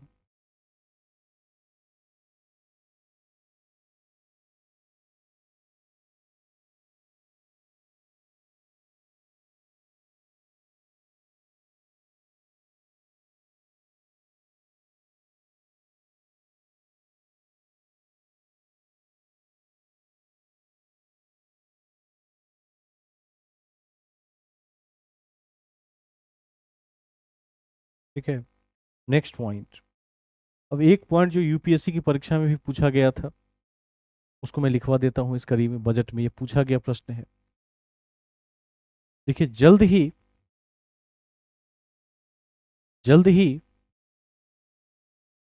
Critical mineral mission, जल्द ही क्रिटिकल मिनरल मिशन की शुरुआत की जाएगी। क्रिटिकल मिनरल मिशन की शुरुआत की जाएगी। इसका अर्थ क्या है? क्रिटिकल मिनरल मिशन किसे कहते हैं? तो ध्यान देंगे कि मिनरल का मतलब खनिज होता है। जो खनिज अति महत्वपूर्ण खनिजों में है, जैसे यूरेनियम हो सकता है, लोहा तो खैर है ही भारत में, उसके बाद चांदी हो सकता है, या देखिएगा कि और कई ऐसे खनिज हो सकते हैं जो अति महत्वपूर्ण है, तांबा हो सकता है। तो यदि किसी खनिज के क्षेत्र में हम दूसरे देशों पर आश्रित हैं, तो उस आश्रितता को जल्द से जल्द समाप्त करके और सेल्फ में हम क्या करें, उतना उत्पादन या खोज करने का प्रयास करें। यही है क्रिटिकल मिनरल मिशन। और आत्मनिर्भरता की ओर बढ़ता हुआ यह सरकार का एक महत्वपूर्ण कदम है। इसको ध्यान रखेंगे कि हम दूसरों पर डिपेंडेबल नहीं रहेंगे। कोशिश करना है कि अधिक से अधिक हम अपने देश के अंदर ही इन चीज़ों को खोजने का प्रयास करें, जहाँ तक मैक्सिमम उपलब्ध हो सके। नहीं होगा तभी हम विदेशों से लेंगे, आगे चलेंगे। लिखिए, 500 टॉप कंपनियों में, 500 टॉप कंपनियों में, टॉप कंपनियों में युवाओं के लिए इंटर्नशिप के मौके उपलब्ध कराए जाएंगे। युवाओं के लिए इंटर्नशिप के मौके उपलब्ध कराए जाएंगे, कराए जाएंगे।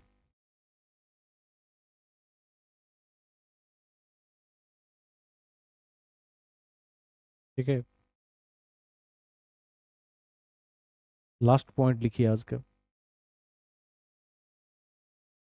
लिखिए, एसएमई के क्षेत्र में, स्मॉल एंड मीडियम इंटरप्राइज के क्षेत्र में, एसएमई के क्षेत्र में खाद्य विकिरण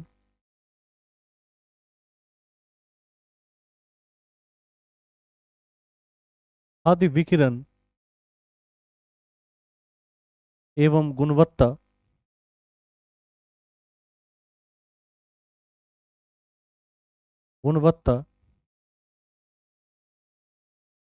गुणवत्ता की 50 इकाइयों के साथ साथ,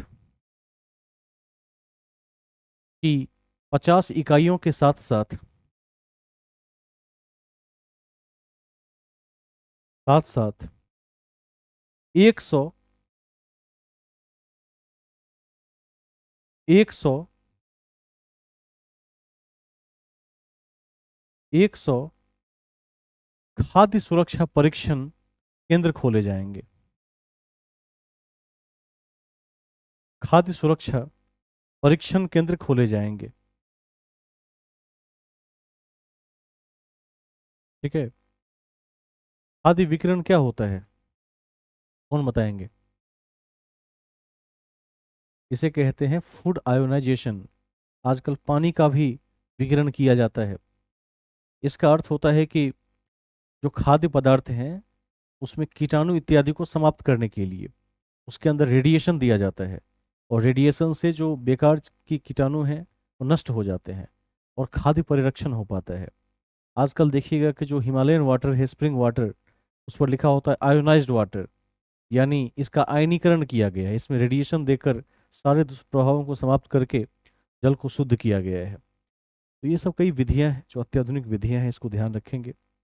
इसमें कुछ और जो बिंदु बच गए उसे हम अगली कक्षा में देखने का प्रयास करेंगे, क्योंकि क्लास आज काफ़ी लंबा हो गया है और मैं समझता हूँ कि कई अभ्यर्थियों का डेटा भी समाप्त होने पर हो सकता है जो ग्रामीण क्षेत्रों से हैं। आज की कक्षा कैसी रही? बजट आप लोगों ने समझा या नहीं समझा? कोई एक व्यक्ति बताएं।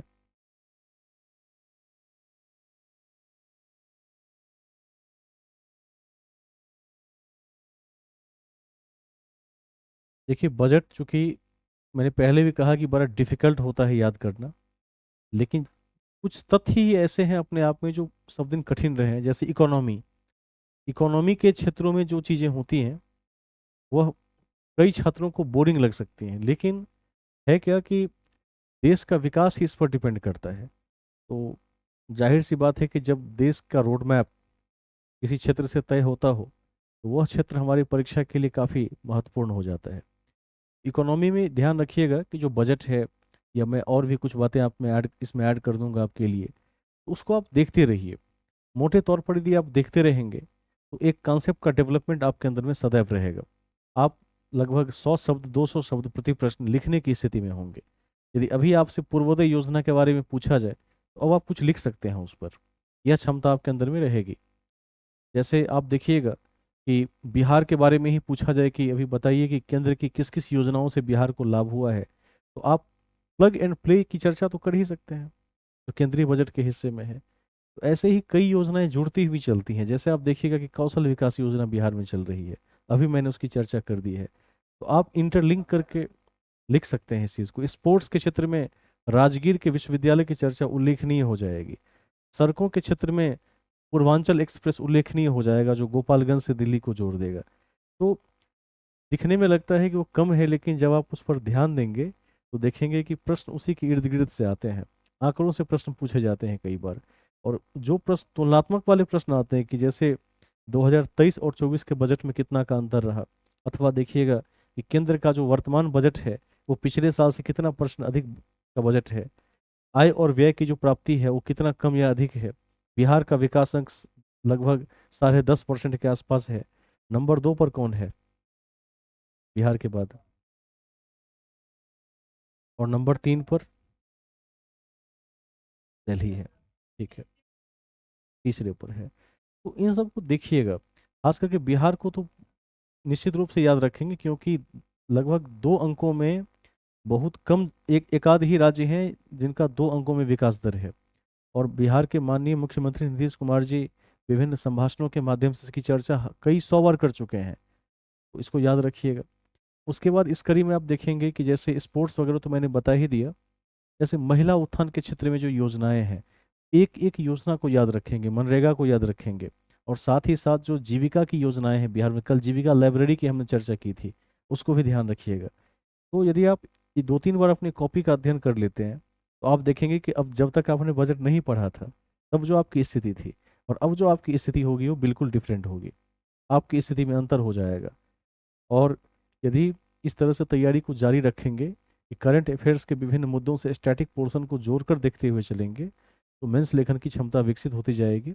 और जैसे आज मैंने कह भी दिया है कि मेरे पास तथ्यों की कमी नहीं है, मेंस में मेरे पास ढेर सारे तथ्य हैं, लेकिन मैं अभी नहीं भेजता हूँ क्योंकि हो सकता है कि कुछ छात्र या कुछ अभ्यर्थी भयभीत हो जाए। इतना इतना बड़ा लेख है, लेकिन आज से मैं भेजना शुरू कर दूंगा।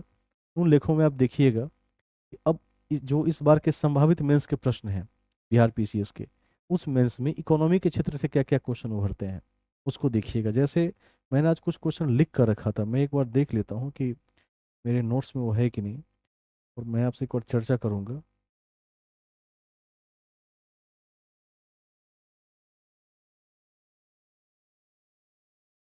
जैसे देखिए, एक क्वेश्चन की मैं चर्चा कर देता हूँ।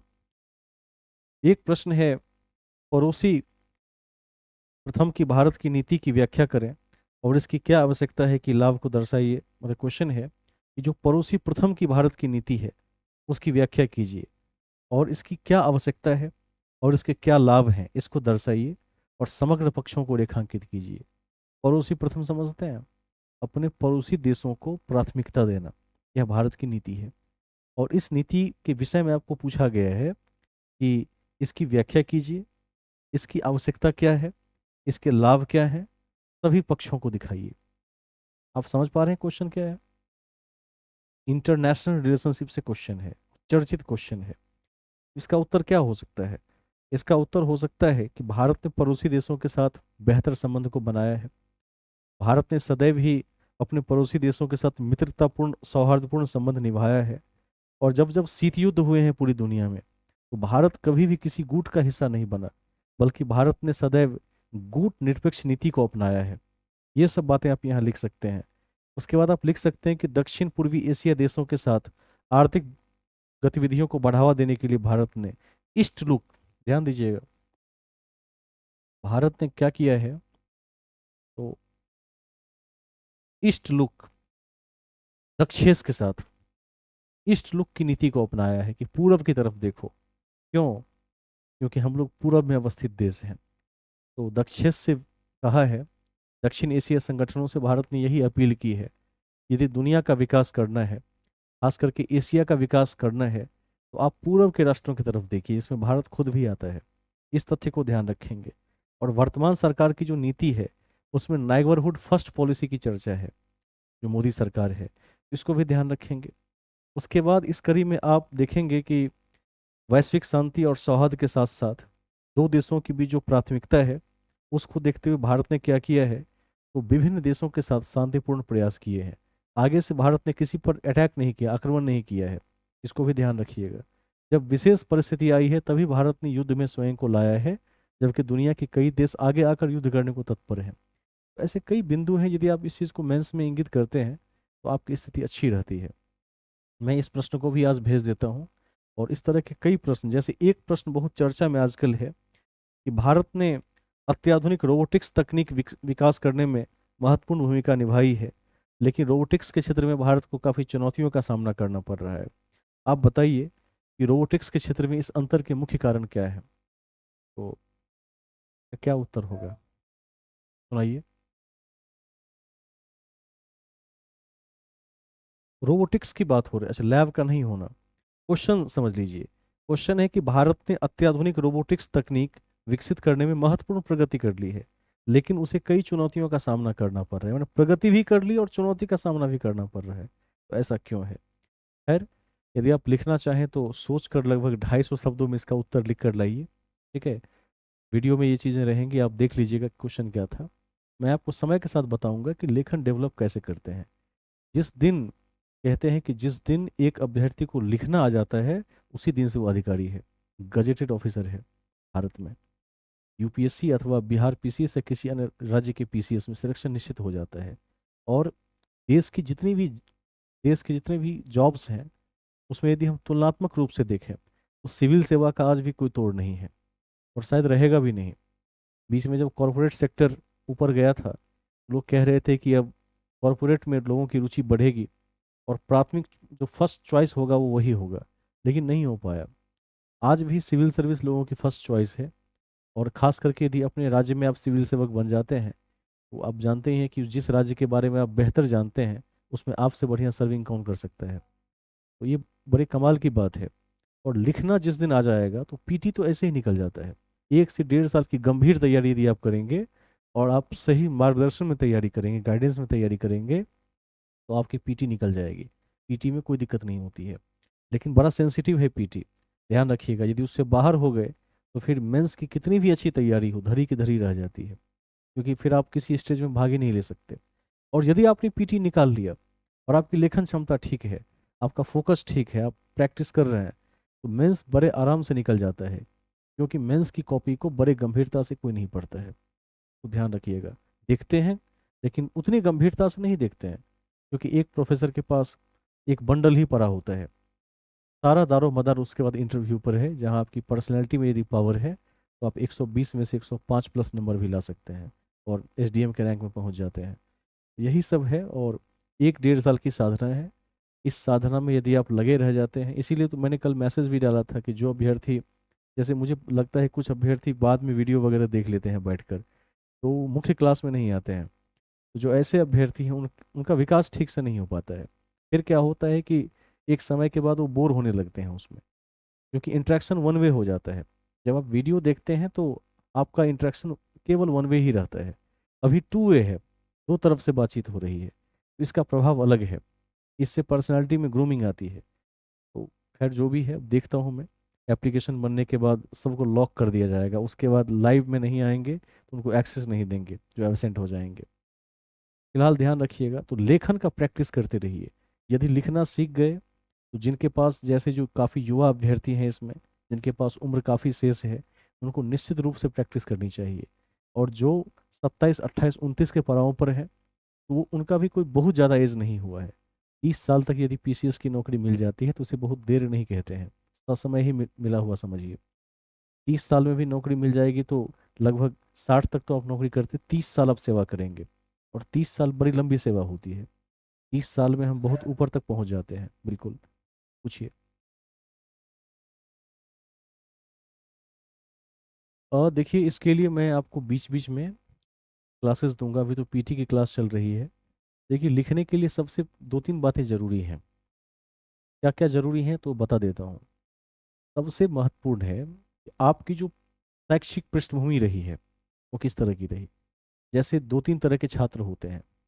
एक छात्र वो जिन्होंने बचपन से ही काफ़ी साहित्य पढ़ा, अखबार पढ़ने की आदत रही है, या सिलेबस से अलग की जो चीज़ें हैं, जैसे धर्म साहित्य भी हो सकते हैं, गीता भी हो सकती है, उसमें कोई कहानी की पुस्तक भी हो सकती है, तो जिनको पढ़ने की आदत है वो बेहतर लेखक होंगे। ये ध्यान रखिएगा, ये नेचुरल होता है। और कुछ बच्चों को माहौल मिल जाता है, उस तरह का इन्वायरमेंट मिल जाता है तो वो डेवलप हो जाता है। एक तो ये आदत है कि आप में से जिनके अंदर में ये आदत पहले से रही होगी, कोई उपन्यास पढ़ लिया या कोई रचना पढ़ ली, उनके पास क्या होता है, वह बहुआयामी बिंदुओं पर एकदम शानदार तरीके से लिख सकते हैं। जिनके पास ये नहीं रही, उन्हें क्लास में प्रैक्टिस करवाया जाएगा। जैसे क्वेश्चन दिया जाएगा, मैं करूँगा शुरू, और क्वेश्चन देकर पहले आपको कहेंगे कि आप 250 300 शब्द इस पर लिख कर दिखाइए। वही होगा, ज़्यादा से ज़्यादा क्या होगा, ट्रैक से इधर उधर हो जाएगा। लेकिन भय खत्म हो जाता है जब आप समूह में बैठकर लिखते हैं, 10 लोगों के बीच में लिखते हैं, तो आपका भय समाप्त हो जाता है। यही काम आप अकेले घर पर बैठकर नहीं कर सकते। आप सोचेंगे भी नहीं उसके बारे में, मन में आएगा कि आज लिख लेते हैं, फिर आप छोड़ भी देंगे, क्योंकि वहाँ कोई मोटिवेशन नहीं है। तो जब हम यहाँ प्रैक्टिस करेंगे तो पहले इतिहास से शुरू करेंगे, और पहला जो पेपर है बीपीएससी का उससे ही शुरू करेंगे, क्योंकि वो स्टैटिक है, और आपने अभी इतिहास की पढ़ाई भी शुरू की है, तो जितने चैप्टर्स आपने पढ़े इनका प्रयोग उसमें होगा। जैसे मान लीजिए कि एक क्वेश्चन पूछा जाएगा कि आधुनिक भारत के इतिहास में गांधीवादी युग पर अपनी टिप्पणी लिखें, या यदि गांधी न होते तो भारत कैसा होता। जिस व्यक्ति ने 1916 से लेकर 1948 तक गांधी के विषय में पढ़ लिया, उनको पता है कि गांधी होते तो क्या होता, तो गांधी न होते तो क्या क्या हो सकता था, वो लिख सकते हैं। नेहरू की जो वैदेशिक नीति है, टैगोर की जो भूमिका है, तो जब आप इतिहास पढ़ेंगे तो इतिहास वाले पोर्शन में तो आप लिख ही सकते हैं। संविधान से एक क्वेश्चन मैं कह देता हूँ कि मूल अधिकार से पहले मूल कर्तव्य आवश्यक है, इस पर टिप्पणी कीजिए। पहले कर्तव्य फिर अधिकार, फर्स्ट ड्यूटी उसके बाद राइट।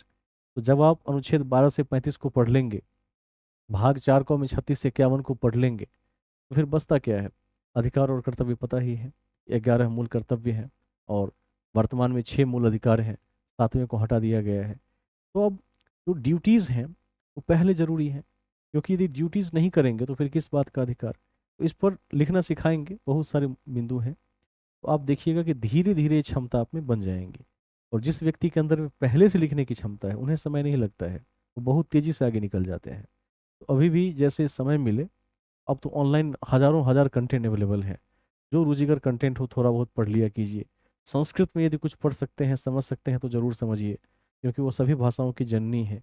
जिसके पास संस्कृत का ज्ञान है उसकी लेखन क्षमता बड़ी अच्छी होती है, क्योंकि उसमें तत्सम के बड़े शुद्ध शब्द और बहुत बड़े बड़े शब्द हैं। मतलब जैसे यदि कोई व्यक्ति संस्कृत का जानकार हो, उस व्यक्ति की हिंदी उत्कृष्ट कोटि की होगी।